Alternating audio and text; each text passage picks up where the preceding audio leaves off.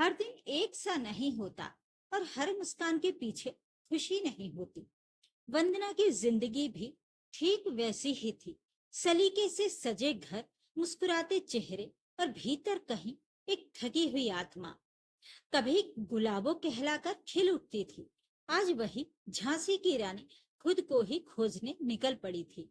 ये कहानी है उस औरत की जो सालों से बिना शिकायत सब कुछ संभालती रही, पर अब उसने ठान लिया था, सिर्फ निभाना नहीं, अब जीना है, अपने लिए भी। वंदना, बहुत थक गया हूँ, एक गरम गरम चाय का कप और प्याज के पकौड़े हो जाएं, लेकिन जरा जल्दी जल्दी बनाना, निशांत ने ऑफिस से आते ही सोफे पर बैठते हुए कहा। फीकी सी मुस्कान बिखेरते वंदना ने पति को पानी का गिलास दिया और फिर उसके पास ही बैठ गई। फिर थकी सी आवाज में बोली, चाय और पकौड़े थोड़ी देर में तैयार करती हूँ, आज जल्दी जल्दी नहीं हो सकेगा। क्यों, सब ठीक तो है? निशांत की आवाज में खिन्नता साफ थी। पिछले कुछ दिनों से थोड़ी कमजोरी महसूस कर रही हूँ, थकी थकी सी रहती हूँ। पति की खिन्नता को भांप कर वंदना ने अपनी बढ़ती कमजोरी को थोड़ी बातों में समेट दिया था। यही तो वो करती आ रही है कई सालों से। एक दिन बच्चों को स्कूल भेजकर वंदना खुद डॉक्टर के पास गई थी। खून की जांच करवाई। डॉक्टर ने कहा हीमोग्लोबिन थोड़ा कम है, थोड़ी कमजोरी है, चिंता की कोई बात नहीं, लेकिन खान पान और आराम का ध्यान रखना होगा। वंदना ने डॉक्टर की बातों को गंभीरता से लिया, लेकिन ये बात घर में किसी को नहीं बताई। कोई भी समस्या हो, जैसे भी होता, वो खुद ही सुलझा लेती या फिर हल्के से उसे निशांत के सामने रखती, ताकि उसे किसी प्रकार का कोई तनाव ना हो। ऐसा करने में वंदना को बहुत खुशी मिलती। ठीक है, पकौड़े ना सही, चाय के साथ बिस्कुट तो दे सकती हो मेरी नाजुक रानी। निशांत ताना मारने से नहीं चूका। फिर वंदना की कमजोरी वाली बात को अनसुना कर फ्रेश होने के लिए बाथरूम की ओर बढ़ गया। वंदना के नाजुक मन रूपी दर्पण पर जैसे किसी ने पत्थर दे मारा हो। कब थी वो नाजुक? 15 सालों की गृहस्थी में उसने हर छोटे बड़े काम को कुशलता से निभाया था। कब टप टप करता बिगड़ा नल ठीक हो गया, कब पंखा दोबारा चलने लगा, कब बाथरूम की दीवार से रिश्ता पानी बंद हो गया, उसने निशांत को पता ही नहीं लगने दिया। बच्चों की देख रेख, पढ़ाई लिखाई, बैंक का काम, कितने ही और घर बाहर से जुड़े काम वो चुपचाप सुचारू रूप से संपन्न करती आ रही थी। इतना ही नहीं, वंदना छोटी कक्षा के 8-10 बच्चों को घर पर ही ट्यूशन भी पढ़ा देती थी, ताकि घर की आमदनी में थोड़ी बहुत वृद्धि हो सके। पति और अपने बच्चों को खुश रखने में ही उसने खुद को भुला दिया था। निशांत जब जब उसे गुलाबो या झांसी की रानी कहकर छेड़ता, तो वो फूली न समाती थी। यही तो उसका प्यारा सा संसार था, यही उसकी मनचाही साधना। अपने शौक, अपनी चाहते, सब कुछ उसने खुशी खुशी भुला दिए थे। इस बात का वंदना को कभी कोई मलाल नहीं था, कोई गिला नहीं था, पर आज उसे मलाल हुआ कि मेरी कमजोरी, मेरी तकलीफ निशांत की नजर में कुछ अर्थ नहीं रखती। खुद को ताक पर रखती, यही मुझसे गलती हुई। विचारों की उठती उफनती लहरों में वंदना ने जैसे तैसे करके चाय बनाई। निशांत फ्रेश होकर आ गया था। खोई खोई सी वंदना ने उसके सामने चाय और बिस्कुट रख दिए, बस एक रोबोट की तरह यंत्रवत। कहते हैं कि सूखी आंखों से भी आंसू गिरते हैं, पर उन्हें समझने या देखने वाले बिरले ही होते हैं। क्या कमाल की चाय बनाई है मेरी गुलाबों ने। चाय की चुस्कियां लेते हुए निशांत ने घाव पर मरहम लगाने की नाकाम कोशिश की। गुलाबो, हूं, अब लगे हैं मेरी खुशामद करने। चाय बिस्किट मिल गए, मेरी कमजोरी गई भाड़ में। दिल रखने के लिए ही सही, कुछ तो पूछते मेरी कमजोरी के बारे में। पर इन्हें क्या, गलती मेरी ही है जो कभी इनके सामने अपनी तकलीफ नहीं रखी। यही तो सजा मिली है। मन ही मन बुदबुदा कर वंदना ने अपनी खीज निकाली। वंशिका और अभिनव कहाँ है? निशांत के प्रश्न पर वंदना का ध्यान भंग हुआ। ट्यूशन वाले बच्चों का कैसा चल रहा है? अच्छा चल रहा है, उन्हें भी आजकल अधिक समय देना पड़ रहा है। परीक्षा जो नजदीक है। अनमनी से वंदना बोली। हर पौधे की तरह मानव हृदय के कोमल पौधे को भी समय समय पर प्रेम जल से सींचना पड़ता है। दया और सहानुभूति की खाद को जड़ों में जब तब डालना पड़ता है, नहीं तो पौधा मुरझा जाता है। विशेषकर नारी का संवेदनशील हृदय जो प्रेम की हल्की सी थाप से छलक छलक जाता है, लेकिन अवहेलना की तनिक सी चोट पर मरुस्थल सा शुष्क बन जाता है। हाँ, वो तो है, परीक्षा आ रही है तो समय तो देना ही पड़ेगा। इतना तो शुक्र है कि घर बैठे ही कमा लेती हो। बाहर नौकरी करती तो आए दिन थक जाती, आना जाना पड़ता तो पता चलता। घायल मन पर निशांत ने फिर चोट की। ये चोट वंदना के लिए असहनीय थी। बोली, घर पर ही अंदर बाहर के हजारों काम होते हैं, ये काम आपको दिखते ही नहीं। सब किया कराया जो मिल जाता है। इतने सालों की गृहस्थी में मैंने आप पर किसी भी काम का कम से कम बोझ डाला है, इसीलिए मेरी थकान, मेरी कमजोरी आपको पच नहीं रही। आखिर बढ़ती उम्र है, शरीर हमेशा एक जैसा तो नहीं रहता। पर नहीं, मैं तो हमेशा गुलाब की तरह खिली रहूं, तरोताजा रहूं, है ना? गुस्से और दुख से वंदना की आंखें छलछला आईं। अब ये भी क्या बात हुई नाराज होने की?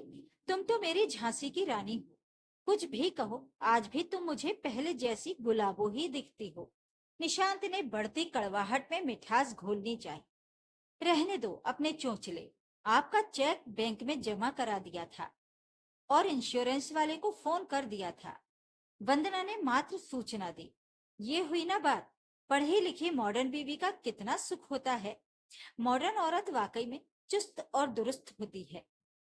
मॉडर्न औरत बेमतलब पिसती घुटती नहीं है और ना ही इतनी मूर्ख होती है कि अपने वजूद को भुला दे, चाहे कोई कद्र करे या ना करे। वंदना की आवाज तीखी हो चली थी।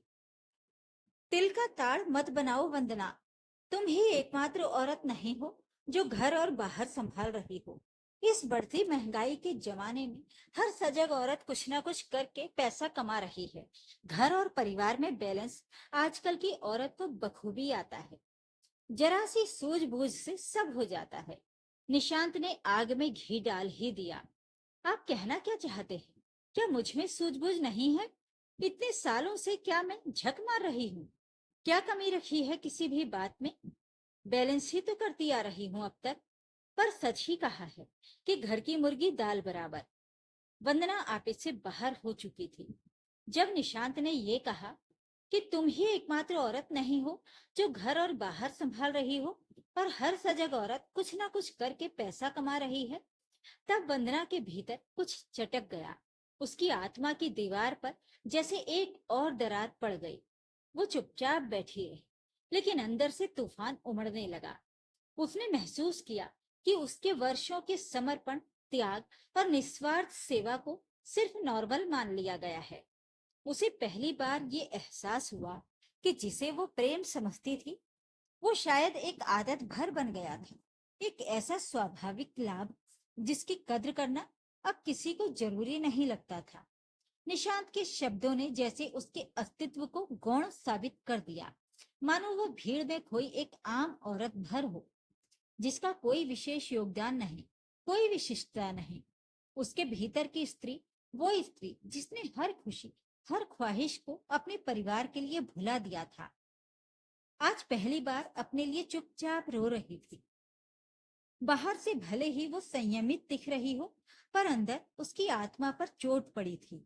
वो भी उस व्यक्ति की बात से जिसे वो सबसे ज्यादा अपना मानती थी। सच सबसे गहरे घाव भी उन्हीं से मिलते हैं जिन्हें हम बहुत चाहते हैं। उसी समय वंशिका और अभिनव आ गए। तूफान थम सा गया। वंदना ने उन्हें नाश्ता कराया, फिर उन्हें पढ़ाने के लिए बैठ गई। वातावरण बोझिल हो चुका था। मैं जरा बाहर घूमने जा रहा हूँ, कहकर निशांत तो बाहर निकल गया। निशांत और वंदना की गृहस्थी सुखी और सामान्य थी। थोड़ी बहुत नोकझोंक होती रहती थी। ये सब तो गृहस्थ जीवन का अभिन्न अंग है। बहुत मिठास भी बनावटी लगती है। वंदना निशांत को बहुत परिश्रम करते देखती थी। महीने में 2-3 टूर भी हो जाते।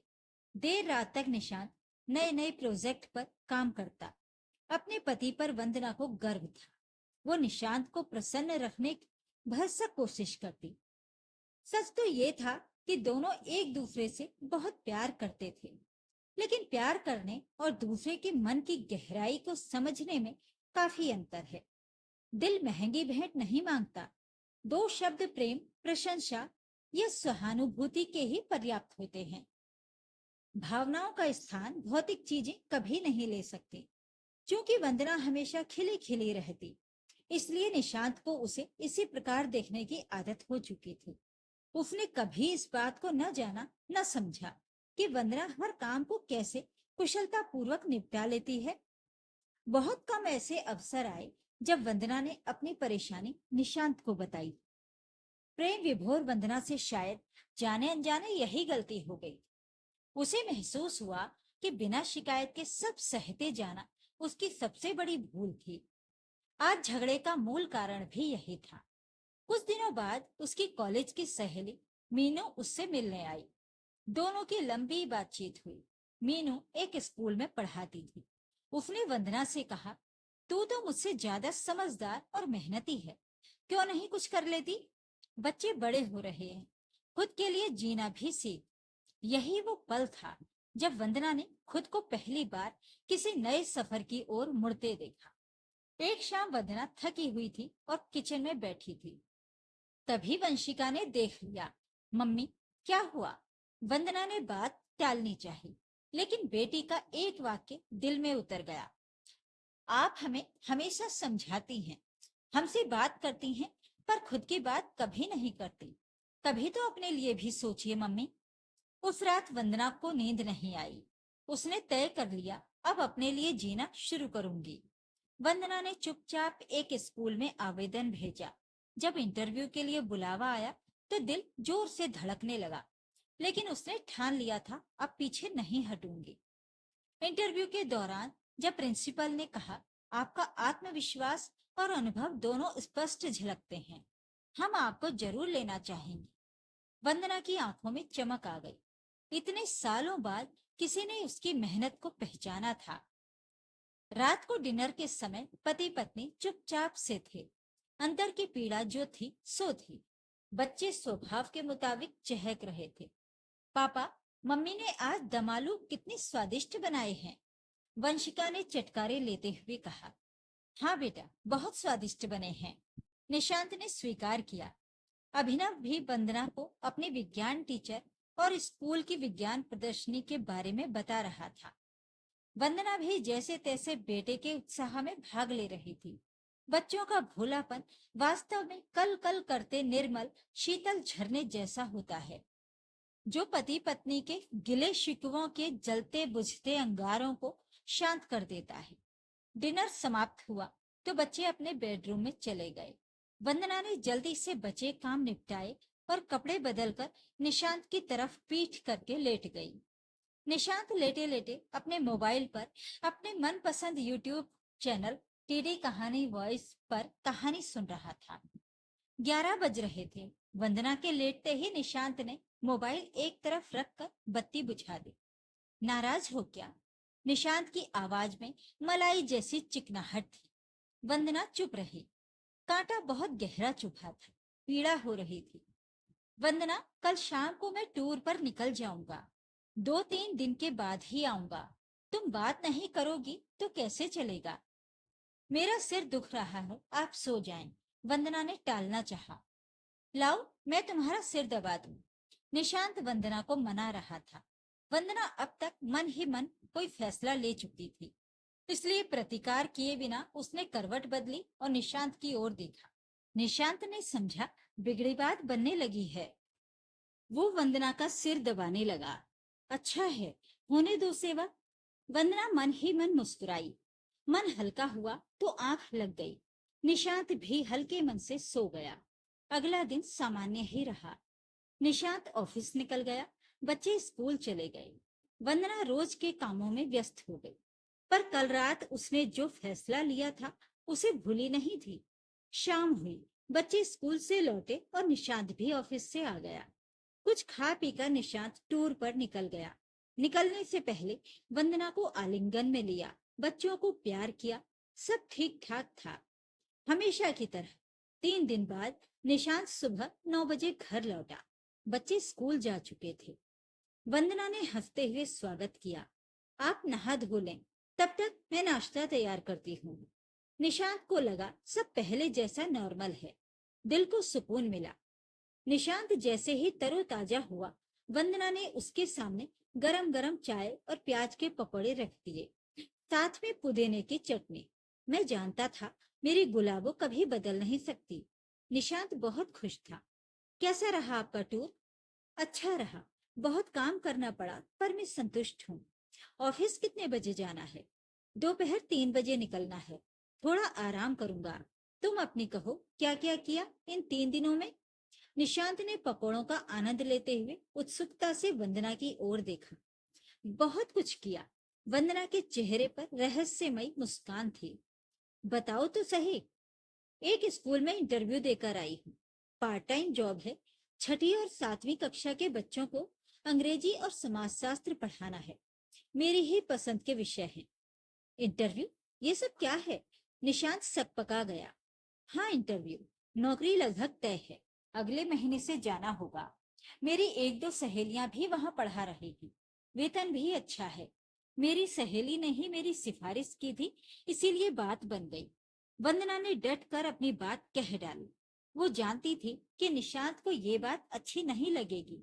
लगे ना लगे, पर अब पता चलेगा कि परफेक्ट बैलेंस रखना क्या होता है। अचानक ये नौकरी की क्या सूझी? निशांत हैरान और खिन्न था। अब इसमें सूझने की क्या बात है? जब हर आधुनिक औरत नौकरी कर रही है, तो फिर मैं क्यों नहीं? वंदना ने चटनी के चटखारे लेते हुए कहा। तुम्हें मेरी उस दिन की बात बुरी लग गई? बिल्कुल नहीं, आप ठीक कहते थे। बैलेंस करने की ही तो बात है। वंदना को मजा आ रहा था। तुम्हारी कमजोरी, थकावट का क्या? सेहत भी देखनी पड़ती है। भाई कमाल है, आज आपको मेरी सेहत की बहुत चिंता होने लगी। पर सुनकर अच्छा लगा। चिंता ना करें, ये सब तो चलता ही रहता है। वंदना बात को उड़ाओ मत, मैं सीरियस हूँ। निशांत परेशान हो उठा। धीरज रखें, मैं डॉक्टर से मिलकर आई हूँ। ब्लड टेस्ट की रिपोर्ट भी आ गई है। सब ठीक है, बस हेमोग्लोबिन कम है। डॉक्टर की बताई दवा लेनी शुरू कर दी है और खान पान भी डॉक्टर के निर्देशानुसार ले रही हूँ। और तुम्हारी ट्यूशन है? पार्ट टाइम नौकरी है। दोपहर 12:30 बजे तक लौट आऊंगी। ट्यूशन तो 3 बजे शुरू होते हैं, वो भी सप्ताह में 4 बार।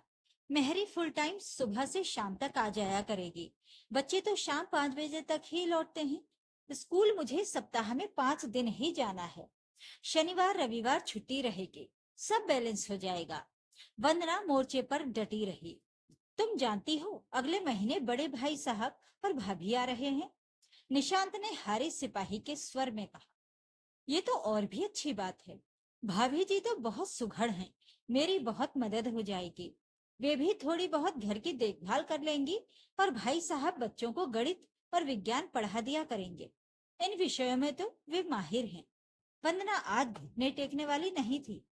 तो तुमने नौकरी करने का निश्चय कर ही लिया है? निशांत ने हथियार डाल दिए। बिल्कुल। आप देखना, आपकी झांसी की रानी घर बाहर को कैसा बैलेंस करती है। आपसे ही तो मुझे प्रेरणा मिली है। खैर, छोड़िए इन बातों को। आप थके हुए हैं। आओ, सिर में तेल की मालिश कर देती हूँ। आराम मिलेगा। वंदना चाशनी से सने तीर छोड़ रही थी। लंच में क्या है? सब आपकी मनपसंद की चीजें हैं। लौकी के कोफ्ते, बैंगन का भरता और मीठे में बासमती चावल की खीर। आया ना मुंह में पानी? हाँ हाँ ठीक है। निशांत निरुत्तर हो चुका था। जब उसने अपनी नौकरी की बात बताई, तो निशांत पहले झेंपा, फिर घबराया। लेकिन अब वंदना झांसी की रानी बन ही चुकी थी। प्रेम भी निभाएगी और अपना वजूद भी। कहना ना होगा कि वंदना परफेक्ट बैलेंस का अंदाज सीख चुकी थी। प्यार में खुद को भुला देना अच्छा है, लेकिन जब खुद को ही खो बैठो और कोई तलाशने भी ना आए, तब खुद को तलाशना और अपनी पहचान पाना जरूरी हो जाता है। तो ये थी आज की कहानी। इस कहानी के बारे में अपने राय कमेंट बॉक्स में जरूर लिखें। वीडियो को लाइक और शेयर कर दीजिए। चैनल को सब्सक्राइब जरूर करें, ताकि आपको रोज अच्छी अच्छी कहानियां सुनने को मिलती रहें। और हाँ, आज से वीडियो को हाइप करना तो बिल्कुल भी मत भूलिएगा। कमेंट बॉक्स के साइड में आपको हाइप का ऑप्शन मिलेगा। इस पर जब आप क्लिक करेंगे तो नीचे आपको पॉइंट्स दिखाई देंगे। इस पर क्लिक करके आप इस वीडियो को अपने नंबर दे पाएंगे। तो फिर मिलते हैं एक और कहानी के साथ। नमस्कार।